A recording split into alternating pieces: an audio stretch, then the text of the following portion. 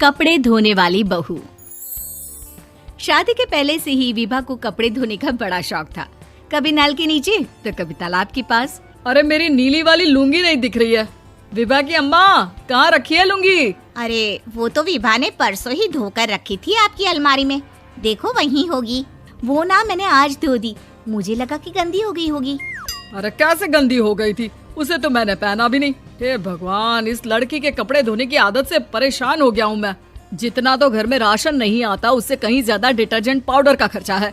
इसकी शादी करवा दो, शादी जाए अपने घर में ही करे काम, फिर चाहे घर के कपड़े धोने हो या पूरे गांव के।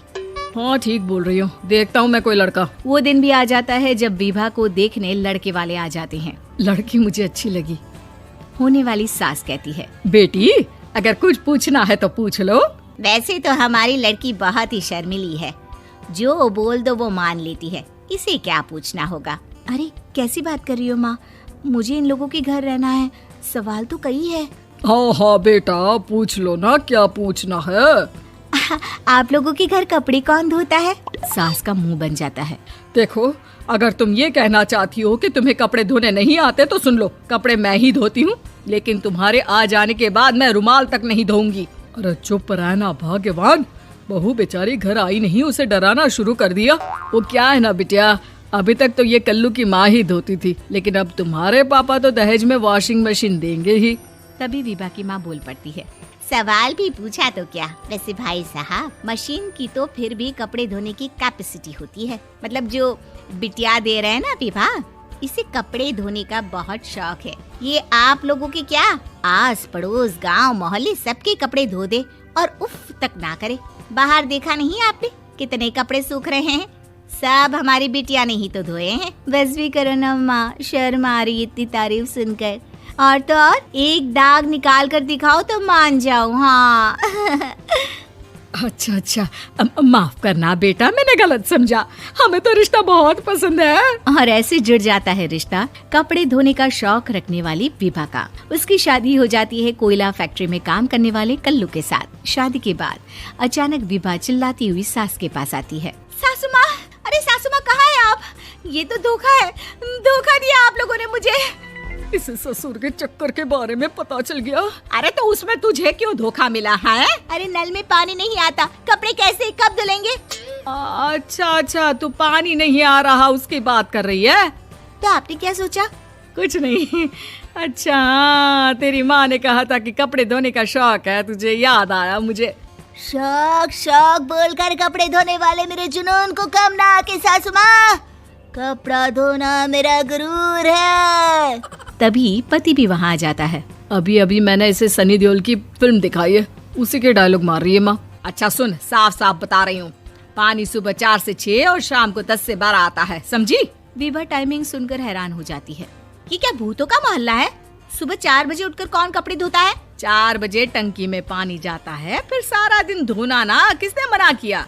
अरे कैसी बात कर रही हैं? 200 लीटर की टंकी में कितने कपड़े धो लूंगी मैं, सुबह ही उठ जाऊंगी मैं। अब क्या था, विभा सुबह 4 से लेकर रात के 12 बजे तक कपड़े ही धोती रहती।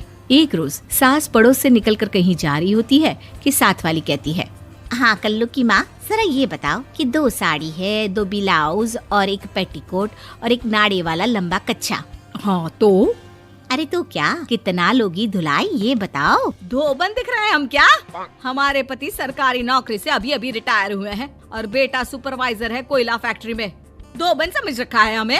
हाय रे कल्लू की अम्मा, माफ कर दो, वो तो मोहल्ले में यही सब बता रहे थे कि तुमने बहू को कपड़ा धुलवाने के काम में लगा दिया है। सास को पड़ोसन की बात सुनकर गुस्सा आ जाता है। वो घर पहुंचती है जहां घर के बाहर ही इतने सारे कपड़े सूख रहे होते हैं जितने कि किसी धोबन के घर पर। अरे ओ कल्लू की दुल्हन, बाहर निकल। माँ जी यहीं आ जाओ, बाथरूम में चादर धो रहे हैं हम। अरे अभी हम धोते हैं, तुमको बाहर निकलो। ये आस पड़ोस वाले बोल रहे हैं कि हम बहू से कपड़े धुलवा कर उसे कपड़ा धोने वाली बना दिए हैं। अरे छोड़ो ना माँ जी, किन लोगों की बातों में आती हो? आस पास के लोगों का तो काम ही होता है कि वो किसी तरह सास बहू को लड़ा दे। बहू सारे घर के कपड़े धोती है, ये क्या कम है? बोलिए। सास को भी लग जाता है कि वो बहू का ये सनकीपन नहीं छुड़वा सकती, इससे अच्छा है कि खुद ही चुप हो जाए।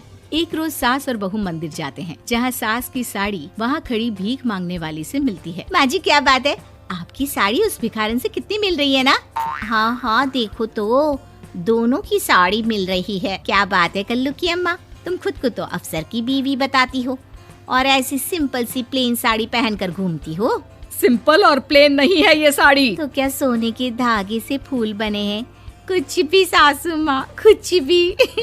हाँ बने थे इस साड़ी में सोने के धागे से फूल। मेरे पति लेकर आए थे मद्रास से स्पेशली मेरे लिए 10,000 की। ताहे भाई साहब इस भिखारन के लिए भी सेम टू सेम साड़ी लेकर आए होंगे 10,000 की। सास उस वक्त तो कुछ नहीं कहती, लेकिन बहू के साथ घर आती है और अलमारी से एल्बम निकाल कर लाती है। ये साड़ी देख रही है, ये वही साड़ी है जिसे मैंने अभी पहना था। इस साड़ी में ये जो चमकदार फूल दिख रहे हैं ना, ये सोने के धागों से काढ़े गए हैं। लेकिन तू लोकल वॉशिंग मशीन ब्रश से घिस घिस कर सारे फूलों को निकाल कर साड़ी प्लेन कर दी। मुझे माफ कर दीजिए सासू माँ। और तो और, जब मैंने तुझे तेरी गलती के लिए कुछ नहीं कहा, लेकिन तूने तो सबके सामने मेरा मजाक ही बना दिया। क्यों? बहू को समझ में आ जाता है कि अब से उसका कपड़े धोना बंद।